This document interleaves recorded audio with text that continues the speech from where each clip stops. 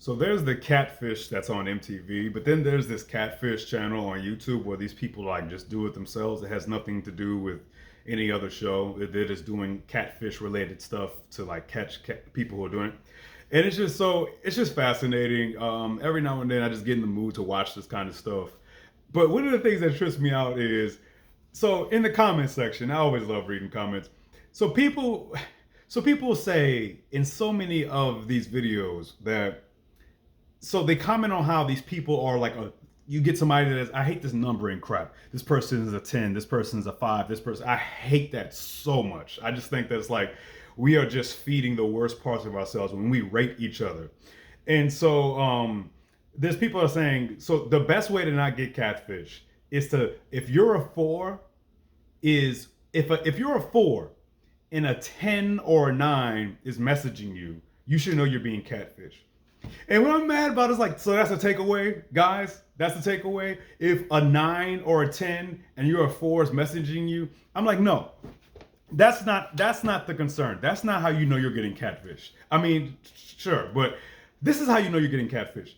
If the nature of your conversation is that of an adolescent, if you're speaking to each other as if you're teenagers, that's what blows my mind with these people getting catfish. Yes, it tends to be people way older in age. Yes, it tends to be people that one would say is not like they're not at all conventionally attractive or whatever. And I hate that kind of crap. But you know, it's just I hate when we're like judging each other off looks to that extent. It's people that, you know, like a quote unquote hot woman or a hot guy would not want, right? I mean, typically.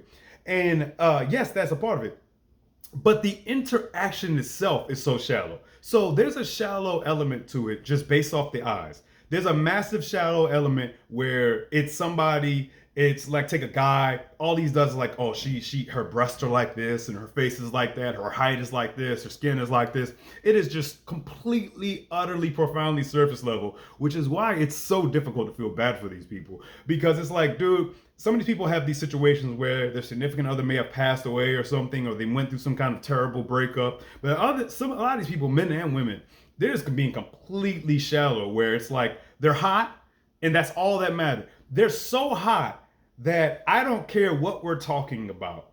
It doesn't even matter. It doesn't matter how empty our dialogue is. And so that's my takeaway. My takeaway is it trips me out that people are willing to indulge and people can get high off of conversationally high off of the most minimalistic, bare bones, basic, like just like there's one guy told this girl, he said the guy being the guy who was catfishing her, the girl was getting catfished, and he said like a line like, I can just see us traveling, I can see us at our hotel being silly and everybody's looking at us because we're having such a good time. And then she responded, "Oh, that's so sweet." What are you talking about?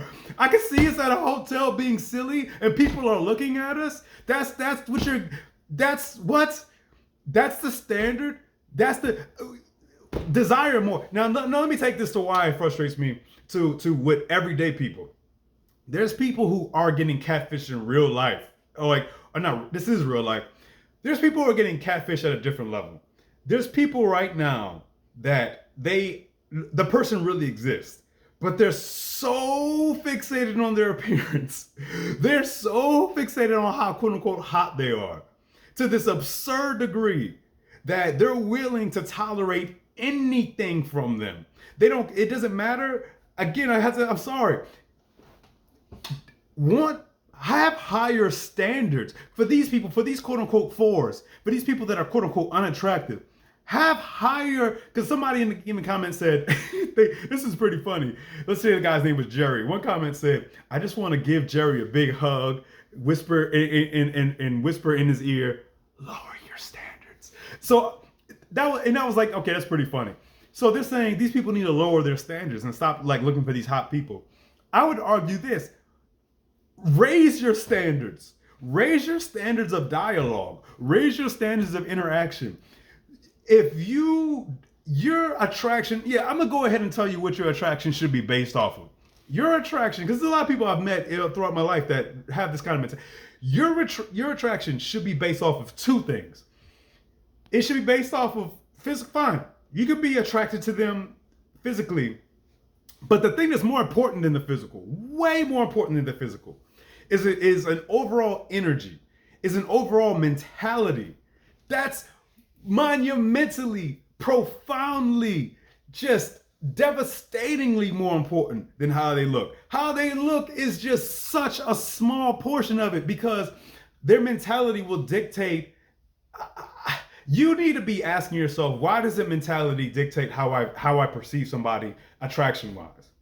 You really should be questioning that. If somebody's mentality doesn't increase their attractiveness, is somebody's mentality an overall just being and their energy and just these other intangibles? If intangibles are not dictating for you somebody's value, because these intangibles, that mind has it transfers and it manifests in the body. I really do believe that it's not, people have an inner beauty. People can have an inner beauty that manifests them, that makes them generically attractive. But then the third step, I said two things. Then the third thing that happens is it's all about compatibility. Are you compatible? Because people could be attractive all day long. You can get like 100 people that are attractive. That's fantastic. Are you compatible with them? Are you compatible? And how can you know if you're compatible with them unless you get into the weeds of how their mind works, unless you get into the weeds of how their perception and their viewpoint works? Do they care? I know for me, how much do you care about health? How much are you willing to get on board with this thing called health? How much are you willing to put and invest your energy into trying to stabilize yourself and trying to grow and trying to evolve and trying to become better? If that doesn't dictate attraction for you, then I think you're setting yourself up for heartbreak. If it's just based off of, I just want to have good times and feel, I always say this, man, love is easy. It's so easy to love somebody. I hate this thing of acting like love is hard. Love is not the hard part. Love is not the hard part. There's love, and then there's all these other things that involve your humanity. Your humanity is susceptible to degradation. Your humanity is susceptible to discombobulation. Your humanity is susceptible to change in all kinds of ways. The way that I look at health, capital H health as I call it, is like, if love is a bowling ball, then health, sleep, nourishment, physical activity, healthy conversations, they're the guardrails that make sure that love, being the bowling ball, doesn't go in the gutter. It makes sure that your love doesn't go in the gutter. Because I think that because we're not trying to really explore each other, really trying to explore each other. And because we're not trying to explore ourselves, because so many of these people getting catfish have no awareness of themselves. They have no awareness of the profound irony that so many of them, it's like you can't feel bad for them, because it's like, dude, you are so profoundly shallow that it's good you don't get somebody that's hot, because you don't quote unquote deserve that, because a lot of these people have caused all kind of terrible things to the people around them as a result. And a lot of them think that it's like that they should have love just because of, it's all transactional, right? But what is being reciprocated? Because someone's saying, babe, oh, babe, that's enough for you. That shouldn't be enough. And then if it is enough, you have been persuaded that looks are enough. And if you have been persuaded that looks are enough, then you have been duped. And you're screwed. I think you're just screwed. Anyway, I don't know, man. I just want to go rant about this a little bit, and because that catfish stuff is just very interesting. And as I said, there's people who may not be getting catfish per se, but they still do have that kind of just utterly shallow kind of just perception where it doesn't matter what's going on inside the person. All they got to be is hot. That's fine when you're a teenager, man. But if you're really looking for something, don't bring love into this. Because you can love any damn body at any point. Love is not, it's about compatibility. It's about understanding what you want, who you are. And it's about understanding that compatibility is the main part. But you can't really know somebody until you know yourself. How can you really understand somebody until you understand yourself? And if you're not making that effort, then I think you're just letting chaos be the decisive factor, or letting luck be the decisive factor. But if you want, and your luck could be either good or your luck can be bad. What I'm saying is, if you want to have good luck to increase your luck, that's when preparation meets opportunity. Good luck is when preparation meets opportunity. All right, peace out.